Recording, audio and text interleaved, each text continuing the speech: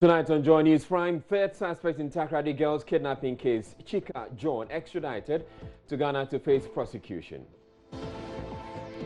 Choco households giving 3 months to install toilets after Joy Clean Ghana campaign task force discovered virtually all the residents rely on public places of convenience. Mixed with refuse, mixed with human excreta, exposed to flies, and close to a fish smoking system. All of us, we do boiler. But if we do boiler, like a boiler, but with your presence, look at how they were. Everybody is cleaning. A rush. That is it. Social Security and National Insurance Trust NITS investigates case of 24-year-old university graduate who says she was denied a national service slot with the trust because of her hijab. My veil, and I told her that for my veil I can't remove it, and she said, what of if even without the veil, because of the veil I will be asked for repose, and I said, yeah, I will go. In business, lawyer for Group Indum asked to properly serve receiver of the Bank of Ghana as chairman of Group Indum. Dr. Indum fights to halt liquidation of the savings and loan subsidiary. Education Ministry to probe breaches of computerized school placement system. It says is to blame for chaotic scenes at Black Star Square Solution Center. Every regional capital has the same resolution center that we had in Independence Square. In the 15 regions, we never heard what happened in Accra. I'm Israel and Joy News Prime comes to you live from the Joy News studio at Kokomlemle here in Accra with digital address GA099-2539. Stay tuned in.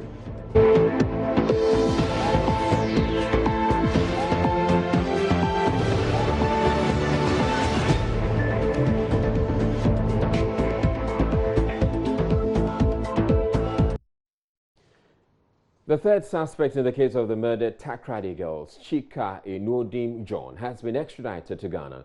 The suspect, believed to be part of a cross-border criminal gang, was until his extradition to Ghana in the custody of the Nigerian police after his arrest last month by the country's National Agency for the Prohibition in Trafficking of Persons. He is expected to be put before court on Friday evening as police prosecutors prepare to prefer fresh charges against him and 2 other accomplices already in custody, including the main suspect, Samuel Odotek Wales. There's more in this News Desk report. Chika John arrived in Ghana on board an African World Airline flight Wednesday evening. Sources at the CID say his extradition to Ghana will prove quite helpful in unraveling the case of the Takoradi girls who the IGP announced on Monday are now believed to be dead.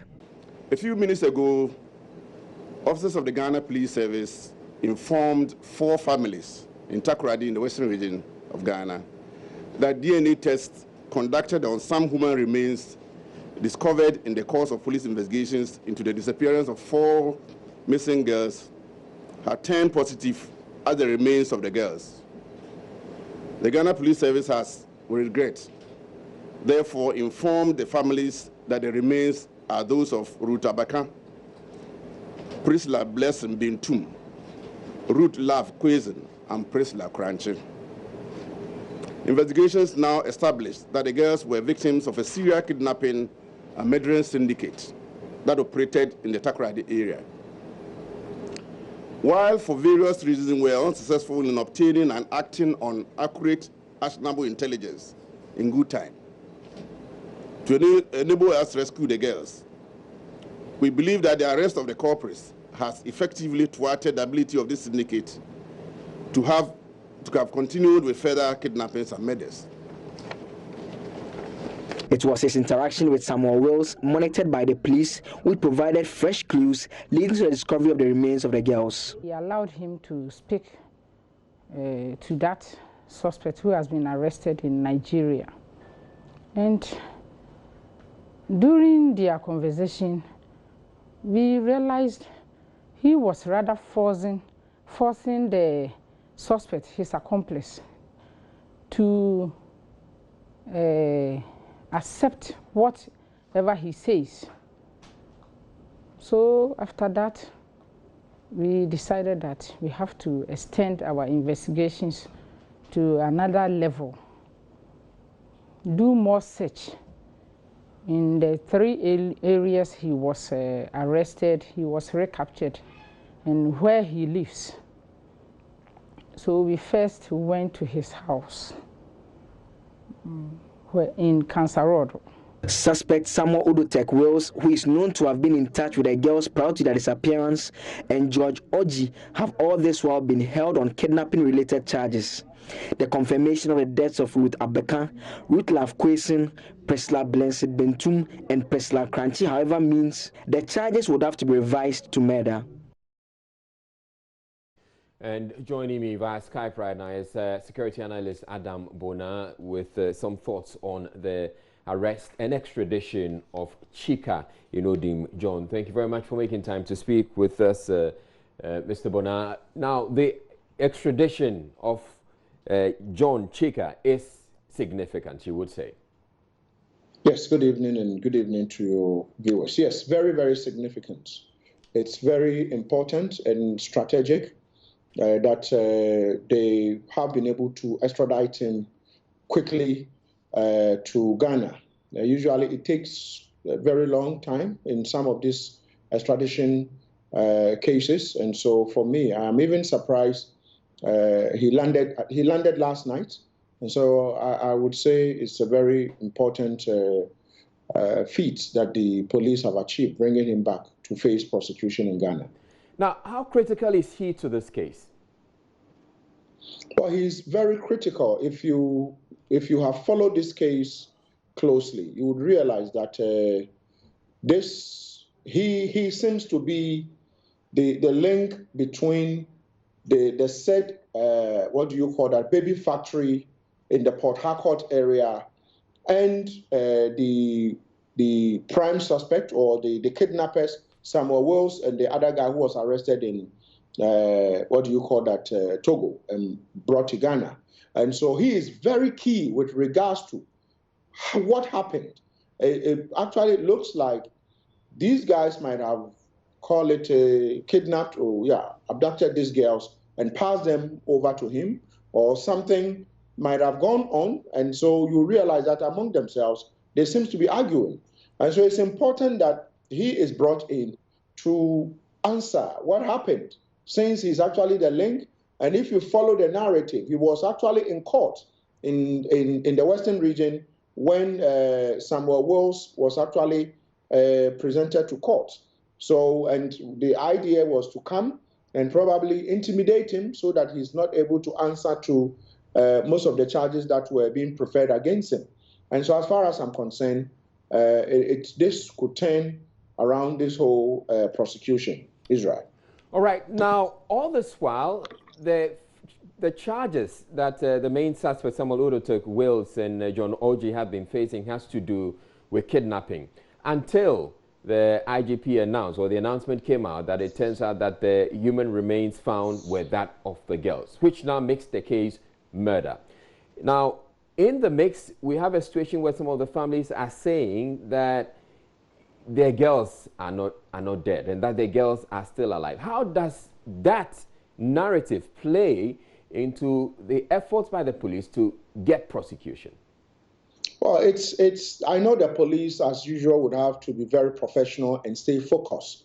But the truth is that, assuming, without admitting that that's how it's going to be, or that's the way the case would go, the judge or the jury, they decide that they need to speak to, what do you call them, some members of the family, to know, to listen, to have a first-hand narrative of how their girls left home.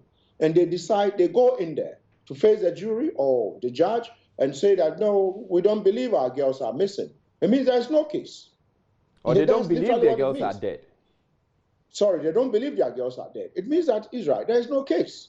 Because if they go to court, or if they continue to maintain that particular posture, they continue to say that our girls are still alive, it makes the case weaker and weaker. Because then, if their girls are still alive, then why is the police prosecuting this suspect? And so as far as I'm concerned, they would have to fully cooperate with the police to ensure that the stress of punishment is meted out to this suspect if they are found guilty by a jury or by the court. And so as far as I'm concerned, the families, if they are listening to me, would have to, do a U-turn and cooperate with the police, because it's not really about them. It's about getting justice for these girls who are dead. It's about getting justice for them. But if they are not careful and they continue to maintain that posture, I'm telling you, Israel, it's going to make the work of the police and the prosecution very difficult, because I know maybe in the matter of a week or so, they would have to present this docket to the Attorney General. You expect the Attorney General to make notes and say, take them to court. What are we expecting the Attorney General to write? When the family members are everywhere, some of them are saying that our family members are not dead, they are alive.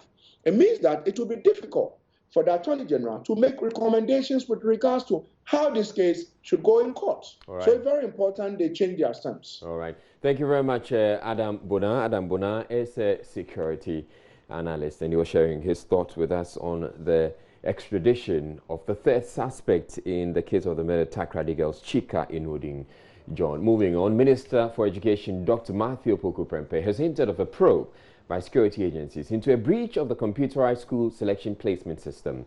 Dr. Opoku Prempeh says the breach led to some 22,000 individuals getting access and placing themselves in schools that should not have been available on the self-placement portal. Hordes of parents and their wards on Monday thronged the Black Star Square to find solutions to difficulties they encountered with the placements, a situation which saw many of them stranded, with 2 students and a parent collapsing. Dr. Matthew Opoku Prempeh has been explaining the situation. There is more in the following report. I took my son. I was there just to tell me that the system has gone off. How could I? Unfortunately, our problems have not been solved, and then 10 minutes after 12, exactly, we're told that because of circumstances beyond their control, we should leave and then come back tomorrow. Parents and students expressing their frustrations. Minister for Education Dr. Opoku Prempeh blames this on a breach of the system, which resulted in some 22,000 students getting placement in schools that didn't have space. We hope that in that spirit, we are going to put in place measures that this thing won't happen next year. Another fact, we have resolution centers in 16 regions. It's not only Greater Accra. Every regional capital has the same resolution center that we had in Independence Square. In the 15 regions, we never heard what happened in Accra. We never heard what happened in Accra. So maybe next year, we would expand our call-in centers and increase the number of people so that people who want to take advantage of demonstrating can go to the police and demonstrate, but not use the pretext of the computer school placement system to portray and create the impression that it is the worst. This is the best. This year is the best year that we have had since we started. We started in 2005, and the records are there to show. He hinted security agencies are probing the matter. Shaming and naming, if it helped, people will stop stealing by now. People will stop stealing. It's not always shaming and naming. Sometimes we should let the security agencies act quietly.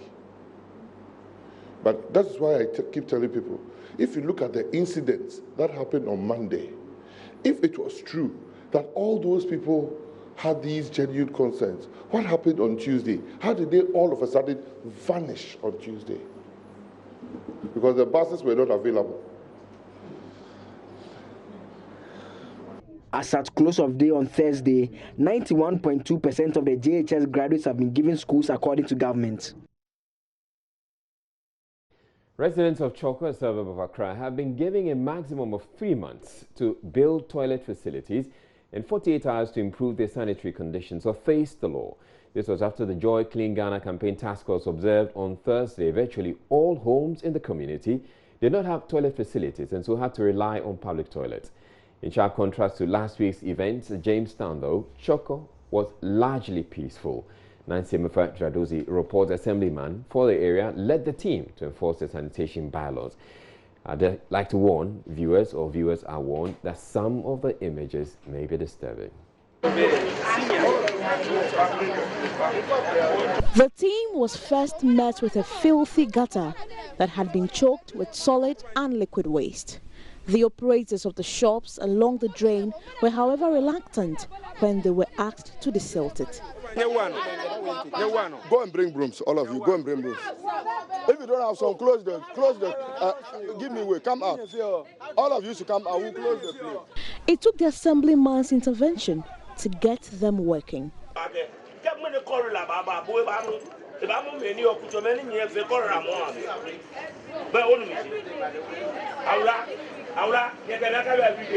Every day can you see on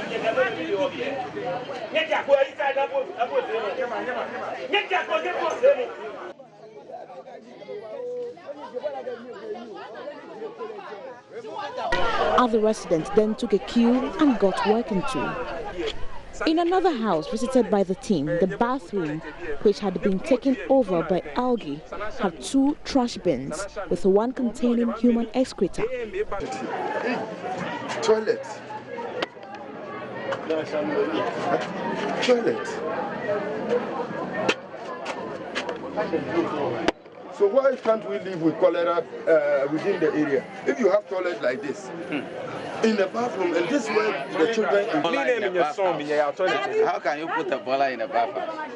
And so, are we the people who carry the toilet and came and put it? The fish smoking station right next to the bathroom was, however, the main concern of the team. Please prepare them for court. Prepare the absence of toilet facility, and then this sanitary bathroom mixed with refuse, mixed with human excreta, exposed to flies, and close to a fish smoking system. It turned out the next house also had no toilet. At a point, it was as though Choco was a breeding ground for flies.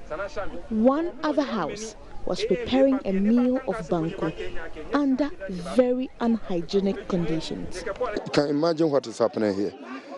Preparing banku here. I want to see whether it's for commercial or domestic consumption. In all the houses, no one was willing to accept responsibility for the insanitary conditions. Only excuses. Sometimes you prepare for the animals. Hey! You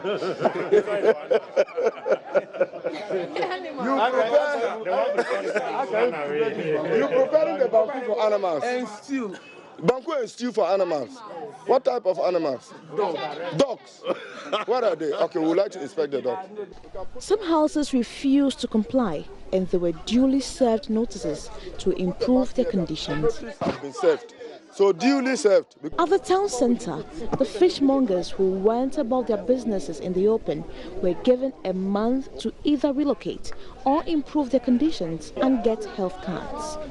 If we go further and further and they don't comply, we will prosecute them. And we don't want to get there. There were those residents who also looked on. All of us, we do baller. But if we do baller, like a baller,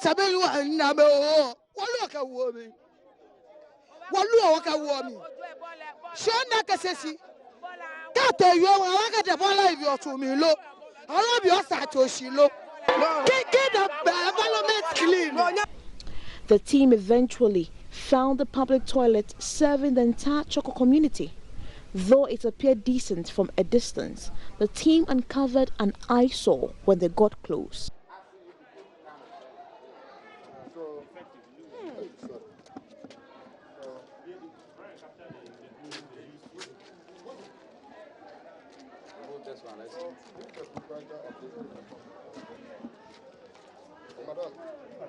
The septic tanks, which had been left open, let out a foul odor which wafted through the community. So we are going to give you another letter. And this letter, I'm giving you only 3 days. If this, from today is what? Thursday, Friday, Saturday, Monday. If we come and you don't empty and then reconstruct the inspection chambers, we'll close the toilet. At the community refuse dam, the mound had not been cleared for months. The assemblyman pledged his support for the team and lauded the campaign. Because if you have not been here today, the job that they did, they wouldn't have done it. They wouldn't have done it. But with your presence, look at how they were. Everybody is cleaning. A rush. That is it. So let them understand it. So as an assemblyman, I need to help you in doing that. Mr. Asitanga was excited with the outcome of Thursday's exercise. Day 3 done. We could be in your area next. Meanwhile, Joynews is learning that a woman who had stored plantain by her toilet was prosecuted and fined 1,200 cedis. We came by her last week in Jamestown. We're taking a break, but still ahead. Social Security and National Insurance Trust NITS investigates case of 24-year-old university graduate who says she was denied a national service slot with the trust because of her hijab. And I told her that for my veil, I can't remove it. And she said, what of if, even without the veil, because of the veil, I will be asked for reposting. And I said, yeah, I will go. And government has rejected many of the findings and recommendations by the Emil Short Commission. We will bring you the white paper, details of the white paper. Stay tuned in. We'll be back in a bit.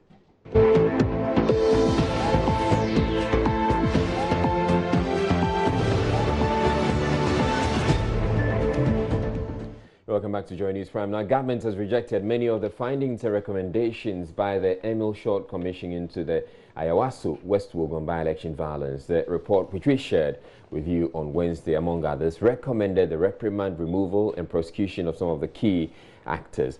The white paper, however, rejected many of the recommendations, citing, among others, the failure of the Commission to address the most critical term of reference. I've been joined in the studio by Malik Dabu, and he's going to be taking us through the details of the white paper. Thank you very much, Malik. But I just want to read this first paragraph in the white paper. It says the fundamental response of government to the findings of the report is that the report failed to address the first and most critical of the terms of reference of the Commission, which was, and quotes, to make a full, faithful and impartial inquiry into the circumstances of and establish the facts leading to the events and associated violence that occurred during the Ayawaso West Wogan by-election on the 31st day of January 2019. And it continues, the failure to do so disables government from accepting in whole the findings of the Commission. Some of the findings are accepted by government, whereas others are rejected.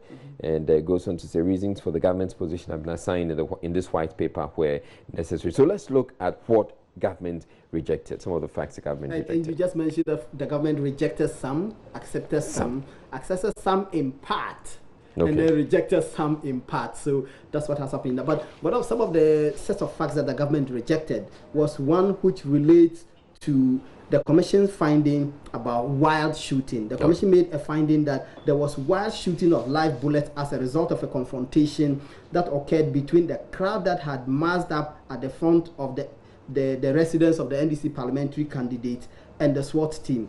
Now, the home of the candidate of the NDC parliamentary candidate had been besieged by state-sponsored armed men, and the armed men, the Commission put it in quotes, of unknown origin and authority. The Commission says, the white paper says, it rejects this finding by the Commission.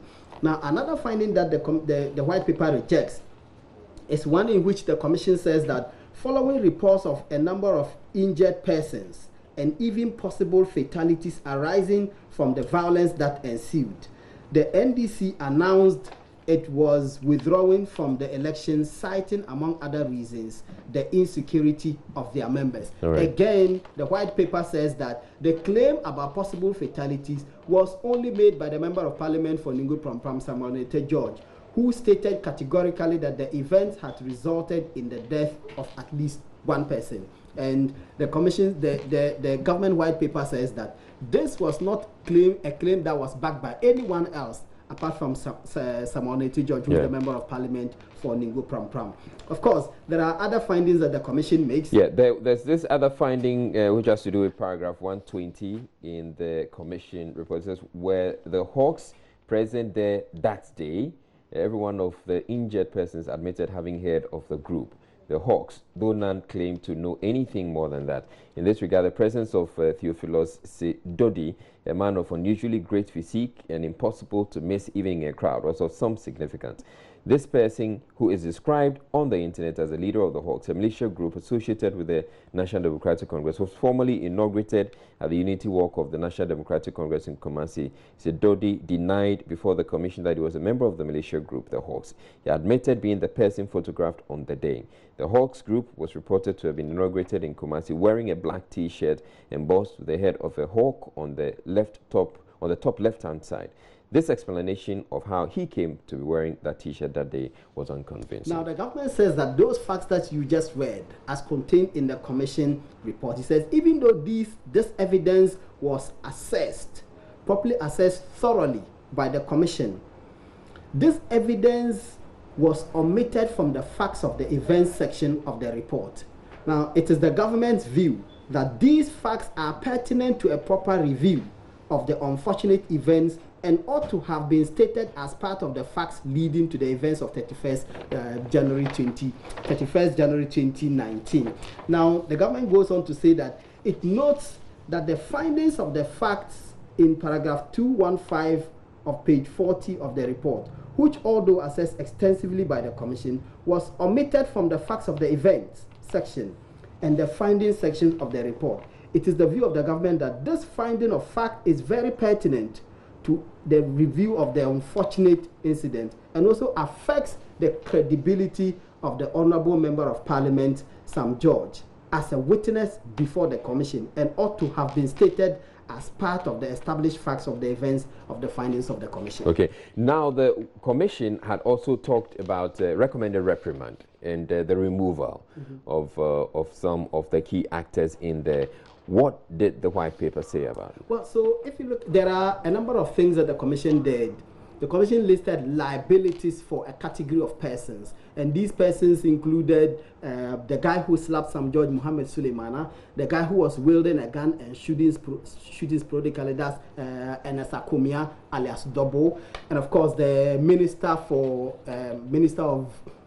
at the presidency, in charge of the absolutely national security. That's national security. Now, these persons that the commission said were personally liable ought to have been sanctioned. Now, the commission accepted some and rejected some in respect of. Or government accepted some? I mean, government in the white paper accepted some and rejected some. In respect of Mohammed Suleimana, the guy who slapped Sam George and who apologized before the commission and said that he did not know that Sam George was a member of parliament. If he did, he would not have slapped him. The government white paper says that it cannot accept the recommendation of the commission that Mohammed Suleimana should be prosecuted because this gentleman said that he only slapped Sam George because he was provoked. Sam George insulted him and insulted his ethnic group. It was on the basis of that insult that he slapped him. Now, the guy, when he testified before the commission, made this claim. Government's position is that the commission accepted this explanation by Mohammed Suleimana, and therefore, Mohammed Suleimana can raise this as a possible defense to any assault charge brought against him by either the police or the Attorney General. Therefore, the commission can proceed to prosecute him because of this possible defense of provocation that is available to him. Now, the Ningo Prampram MP has responded to this white paper. He's put out a letter which we're going to share with you right now. So his letter, that's it, Honorable Samuel Nati George, and he says, my attention has been drawn to the ongoing discussions on the Emil Short Commission report and the subsequent government white paper that has been issued.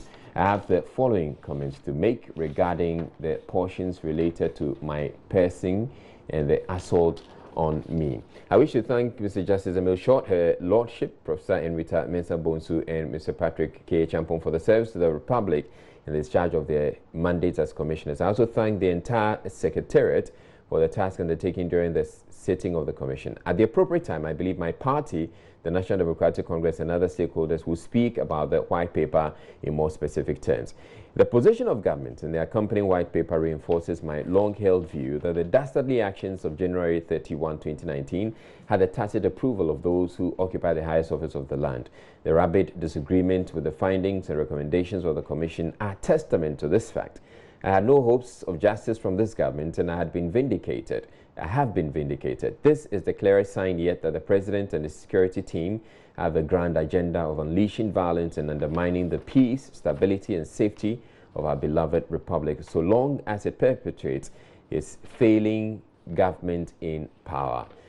I would resort at this time to scripture and pray for the president from Psalm 109, verse 8b. Let another take his office. May the Lord bless the reading of his word and bring it to pass. God bless our homeland, Ghana. Make it great and strong and help us to resist the oppressor's rule. And this from Samuel Nate George, who's the MP for Ningo Pram. Now, Deputy Information Minister Pius Enam Hajide has been speaking with MFA Apau on Top Story regarding the government's white paper. Accepted several portions of the recommendations. Government has taken notice of several of the recommendations and referred same to the relevant state institutions to take the necessary steps and actions. And also, in some instances, government is unable to accept some of the recommendations based on some valid reasons and explanations that have definitely been put forward. Well, it is true that if you read carefully the terms of reference of the instrument that establishes the commission, you will find that the first and most critical of the terms of reference would be, as you have already eloquently alluded to, a careful reading of the report so submitted will indicate that there has been some failure to perform this first and critical assignment, this term of reference, as to establish the facts leading to the events and associated violence. I mean, we are unable to find the facts about the event, or the facts about the issues that led to the events that we saw. We have seen a narrative and a description of the events themselves, but we believe that some work could have gone into establishing the causative factors, the causes of the violence, which is, for us, very critical, and it should be the first issue that should have been addressed.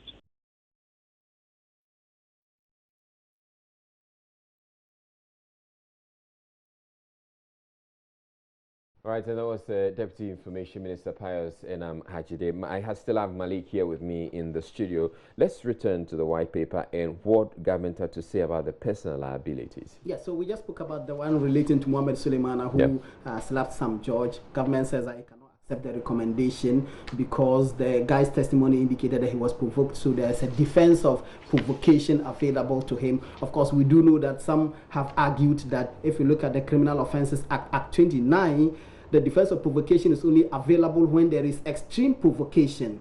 Not just any provocation, but extreme provocation. Yeah. Whether or not this qualifies as provocation remains to be seen. Of course, it's also been argued that why did the government constitute itself into judge and jury? The government should have let this matter go to court and let an independent and impartial judge make a determination. Because this brings up the issue about people being cleared again. Absolutely. Right, so the other personal liabilities. Yeah, so there is Ernest Akumia, whom the commission also recommends that he should be prosecuted for unlawful possession of firearms. The commission, the white paper says that matter has been referred to the Criminal Investigations Department of the Ghana Police Service. Of course, the other notable person is Brian Achampong. The reprimand paper says that the recommendation to reprimand him is not based on any factual basis, that recommendation has no factual basis, and therefore the government cannot accept it. It therefore rejected that recommendation as well. All right. And then the final one has to do with the term militia, or the description of the people who engage in electoral violence. Yes, so the government took its time to give us dictionary definitions of the word militia and said that the commission did not define the word. So let me just read verbatim what the government says. Government rejects the word militia adopted by the commission in its report. The government disagrees with its use in the report as the word was not defined and discussed thoroughly as being applicable in this context. According to the Oxford Dictionary, the definition of militia, there are 3 definitions. 1, a military force that is raised from the civil population to supplement a regular army in an emergency. 2, a military force that engages in a rebel and terrorist activities in opposition to a regular army. And 3, that's a U.S. definition, all able-bodied civilians eligible by law for military service. Quite clearly, from the above definition, no such force as a militia was present at the Ayawaso West Wogomba election. Therefore, the government does not accept the use of the word militia in the report. But, notwithstanding the government's rejection of the use of the word militia in the report, the government accepts the findings of the commission in paragraph 4.1 and 4.4 on pages 51 and 53 respectively of the report. Parliament has passed the Vigilantism and Related Offences Act 2019, Act 999, which act was initiated by the President of the Republic to disband and prohibit vigilante groups and their activities. All right. Thank you very much, Malik Dabu, sharing with us what's in there in the white paper that was put out by government. We're taking a break at this point.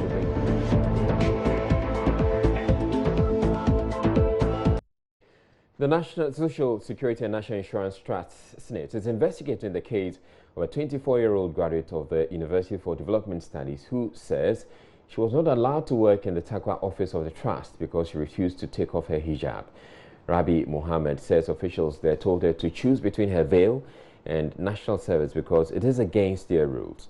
She refused to give up her religious garb and therefore had to find another place to do her national service. Mahmoud Muhammad Nuruddin has been engaging her. His report is read to you. The young lady, Rabi Mohammed, says she first met the human resource manager of the SNET office in Takwa, who asked if she would be able to take off her veil when she begins work. When I entered her office, the first thing she welcomed me and she asked of my name. I told her and she said, am I married? And I said, no, I'm not married. And she said, what if I was asked to remove the veil? And I said, oh, actually, I can't work without the veil. And she said, really? And I said, yeah, I can't work without the veil. So she didn't say anything. She called me. She sent me back to the secretary's office. She says the manager's secretary told her to request for a different company if she insists on wearing the veil. She said something about my veil, and I told her that for my veil, I can't remove it. And she said, what if even without the veil, because of the veil, I will be asked for repose. And I said, yeah, I will go, because without the veil, I can't do anything. And she said, okay. So let's say after 30 minutes, I sat there for 3 hours or so. The national service person indicates she was later called to the manager's office and told they could not allow her to undertake her national service with her veil. Those working there, they called me. They called me that, why are you leaving? And I told them that, oh, because of my veil. Like a lot of them were like, because of your veil that you are asked to go, some were like, remove it and later wear it. And I said, no, let me tell them the truth, because I can't lie to them and later I'll put it on and it will turn to different kids. So I told them that I can't work without the veil. Rabi was reposted to the Electoral Commission, where she received a better reception. She recounts a similar situation in her first year at the University for Development Studies, where she was asked to remove her veil. That was first year when I was doing my diploma. That was the first year I was asked to remove the veil and for presentation. Actually, they said you have to be official when you are doing the presentation. The office of the President, National Chief Imam, and other institutions have been petitioned over the matter. The National Democratic Congress, NDC, has filed a suit against the Electoral Commission on grounds that the Commission failed to make a copy of the provisional voter register available to the party. The opposition party says the EC's failure to provide the provisional party electoral register one day to the end of the ongoing exhibition of the voters register flouts the law. According to Mr. Fusuampofo, the EC's failure to make the provisional electoral roll available severely hampered the party's ability to monitor the exercise. He was addressing the media on Thursday. Exercise itself was riddled with problems, including shortage of registration materials, ineffective planning, and selection of registration centers across the country, all of which was due to the stubbornness of the EC to heed to advice from other major stakeholders, including we as NDC as a major stakeholder in this process. Ladies and gentlemen, we have only one day left for the exhibition of the voter register to close.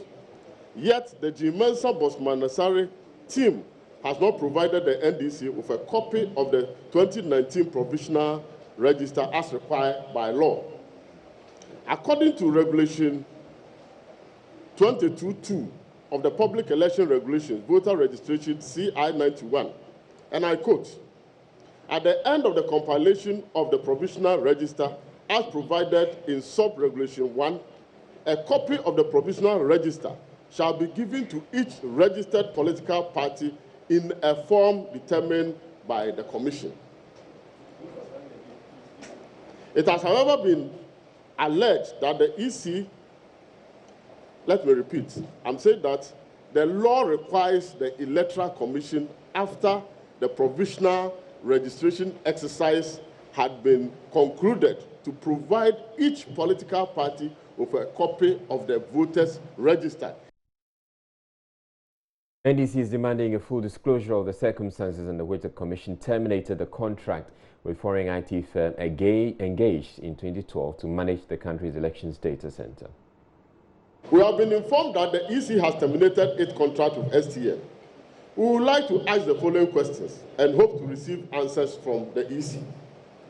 Question number one: when was the STL contract terminated? Question number two: was due process followed in terminating the contract? Question number three: which body or entity duly constituted under the law terminated the contract? Question number four: who is managing the IT system now at the EC, and how was that entity or personality procured, and under what laws of Ghana was that person or entity procured? The last question is question number five: how come that political parties who are major stakeholders in the electoral process in this country have completely been ignored in this whole exercise? We'll be expecting the answers sooner than later. All right, so the EC has put out a statement, not exactly responding to the news conference by the NDC, but it says it's responding to the allegations of the on the exhibition exercise. It says the Electoral Commission has noted with concern a number of allegations made by the leadership of the National Democratic Congress, NDC, in sections of the media, including social media, on the ongoing exhibition of the voters register. The Commission believes that the allegations were calculated and targeted at creating an erroneous impression about the EC and causing disaffection between its leadership and the general public. Like all other political parties, the EC would have expected the NDC to use dialogue channels, open and available, or other established lines of communication to address their concerns. It is unfortunate that the NDC continues to use the medium of the media to raise concerns which can easily be resolved after deliberations with the Electoral Commission. The allegations ranged from purported missing names in the provisional voters register, as well as the provision of copies of the register to political parties, among others. The NDC has on various platforms accused the EC of flaws in the provisional voters register. It is important to emphasize that the essence of the exhibition exercise is to afford all registered voters the opportunity to check and verify their names and particulars so as to make corrections to mistakes on their details. Now, moving on, the medical drone service introduced 5 months ago is proving crucial in saving lives. In the following report, the Joynews Health Desk finds out how the new service is impacting healthcare delivery in the eastern region towns of Tafo, Kibi, and Suhum. Matilda Vamega has a story of 3 beneficiary facilities in our reports. Georgia Piabwedu heads the laboratory department of the Tafo Government Hospital in the eastern region. Together with his team, they assess different body fluids collected from patients at the hospital. This department over the years has had to rely on the benevolence of individuals and institutions for the blood needs of patients and occasionally the Takoradi Central Blood Bank. If it happens that you need blood and then we have depleted our blood bank, we have used already what we have already, the only option available is for us to refer. And you know the nature of our routes, the bumpiness and the potholes and all that, we don't know what will happen. So in our case, I think that it is improving the quality of care we are giving to our clients. Over 25 blood deliveries have been received at the Tafo Government Hospital since the start of the medical drone service. The hospital says an emergency situation which could have been deadly was saved when an anti-snake venom was delivered through the drone service. Prince Edupe Quinn, who heads the pharmacy department of the Tafo Government Hospital, says a few of such cases have been dealt with. We had a case for anti-snake. You understand the issue of snake bite. Yeah. Within 15 minutes, it was delivered to us, and then the patient had it on the ward. I can only remember one time that we had a small problem with it delivered to us. Okay. It was an ample, like bottled product. Okay. And there were about 10 of them they brought. All of them were broken. We notified them just at the time that we got the delivery, and they took notice of it. And I think when they got a new stock, they replaced for us. Apart from that, we haven't had any issue. The Kibi Government Hospital is one of the 32 health facilities currently being served under the drone system. For emergency cases like replacing blood lost during child delivery, women will have to be referred to a bigger health facility like the Takoradi Central Hospital, which will normally take between 45 minutes to 1 hour drive from Kibi. Audrey Dinkra, who is in charge of labor ward at the Kibi Government Hospital, says they are able to handle more of these cases because of the availability of blood through the drone service. Blood products are like fresh frozen plasma, which usually you will not get it.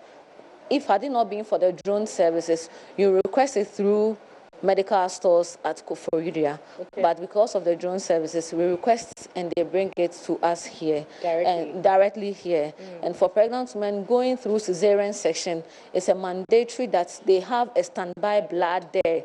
Because you don't know if you are going to cut a vessel or an artery. So for the drone services, we get the standby blood there. So in an emergency, we fall on that blood. For addressing cases like anemia in children, constant supply of blood dropped through the drones have been of great help. That's according to the head of Children's Ward, Alfred Owusu-Beku. Our major challenge is the financial issue, because the drone service providing the bloods, we're expecting the cost should be very affordable, should be very low. But the cost is a little bit high, 250 ml of blood. Okay. The cost is about 80 cedis. Okay. Yes, when you request for above 300 ml, the cost is about 150 Ghana cedis. So if they can reduce the cost, it will be of benefit to us. Over 60 blood and other blood products, including medicines, have been supplied to the Suhum Government Hospital. Victor Owusu is the hospital's administrator. And when there's an emergency, we put in requests and they're able to deliver. 32 health facilities from different parts of the eastern region are currently receiving blood products and other essentials from the Winako Zipline Drone Center. Hundreds of passengers are stranded at the Karachi ferry station due to a faulty pontoon and a rise in the water level. Our correspondent Peter Senu, who joined the ferry from Dambai, reports it took about 30 minutes to dock upon reaching Karachi. Our checks indicate the landing plate got broken. Managers of the transport facility have refused to comment. Some aggrieved passengers spoke with Joynews. We came from Accra to Wellington. When we reached at the end of the Dambai side, the captain said we will not go again because somebody has spoken nonsense to him. So we slept over there. The following day when we came, the wind took the control of the ferry to another side. So they tried to bring it back. So we managed to cross. Now we are coming from Wellington to Accra. But when we came, we have seen that people have slept here since yesterday. This is unfair to passengers, unfair to traders, and unfair to the people of North. I think we don't need ferry. If we need ferry too, it must be more than one. At least if you have bridge, so the transportation will be easier for everybody. Kwame Krum to Nkonya, it's like they don't care about that road. Master, we have been paying roadways and we don't see the use of it. Last, our drivers were saying that if the people want us, we the drivers to contribute money so that we get some tippers and grader to fill it for us, we'll do it. We are planning to do that. It's not going, it's not helping us. We can pass if you go to Nkwanta now, from Kwanta to Nkwanta, you see some cars, one car is even lying down. I'm a mental health specialist from Kwanda Government Hospital. I was here since yesterday night, finding my means of crossing this river Oti to get to Accra to purchase some psychotropic drugs for our client. For some days now, we're short of drugs and we have no option than to go to Accra and chase for some from the Accra Psychiatry Hospital. And now that we are here, that we don't have any means of crossing because of the failure of the pontoon coming for us to go, it's becoming difficult for us. And the way I calculated my time to get to Accra and get some of my items and get back to my facility to attend to my patient, all pro futile now. So for now, it is like, I don't know exactly what to do. Well, the ferry has since been fixed. Now, we're a few hours away from the much awaited Joynews Habitat Fair 2019, which brings together an array of experts to help ease the stress that comes with obtaining a home. Whether you're looking for a house or land to purchase, property to rent, ideas, fittings, furniture, or simply a housing connoisseur, then make a date to be with us from tomorrow. That's Friday the 20th to 22nd September at the Accra International Conference Center. In our build up to the fair, we put the spotlight on how to secure your home against fire. Does the fire service come in, or fire preparedness in terms of fire combativeness or fire readiness come in when you're trying to acquire a property or land in this part of the country? Many people overlook this particular very crucial component of getting a property. Today we are here to speak to Assistant Director Safety of the Ghana National Fire Service, Michael Kosa. Thank you very much, sir, for joining us. Thank you very much. Is it a no-no for an individual to acquire a property without the necessary safety permits and safety regulations and all of these? It is mandatory for every proponent or a building owner to submit his plan when he has an intention to put up a building to the fire service for us to review, study the plan and make recommendations as to the prescription of what kind of installation or what kind of equipment that ought to be installed on the building.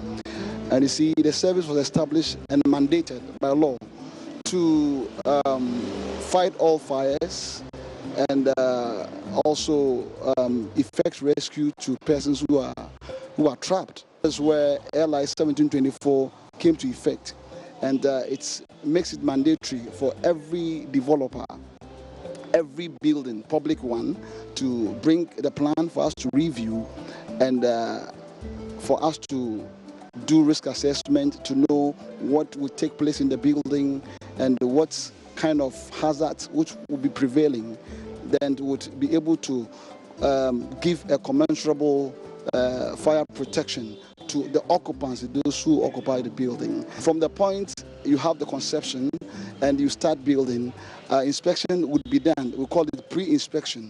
Then we do re-inspection to find out whether those recommendations we made is incorporated in the building. Then after that, all this while inspection and monitoring will be done. Then after you have completed, then we do a final inspection. When and if it is satisfactory, then we give you fire certificates. And this is for private and public buildings? Private and public buildings. It used to be public alone. Now they have added the private, which is LI 2249. After you've issued the fire certificate to them, does it end there? What happens after that? We'll do constant monitoring to find out how progress you are making, and would ensure that the other 30% are added on. Then every year you are asked to renew your certificate, because we have to come and inspect and find out whether there are infractions. If there are, then we'll draw attention to it. Then you correct them before the certificate is renewed. Okay, now I'm curious about the installation proper. Do you also assist the homeowners to install these fire safety mechanisms in their buildings? The private developers, the private and domestic homes, although the law has been passed, but it is not operational yet. That notwithstanding, we have individuals who are so interested that I am building my house and I want you to come and install. So we have had a number of them that have come and we have assisted in that direction. We have service providers who have been registered by law, and we monitor them, and they are being regulated. So what happens is that after we have made the inspection, conducted the inspection and made recommendations, the private service providers would have to provide the equipment. Then we collaborate with them and train them on the use of the equipment, and how to go about it. Now, let's talk about. That's it. I am Israel Live. You have a good night.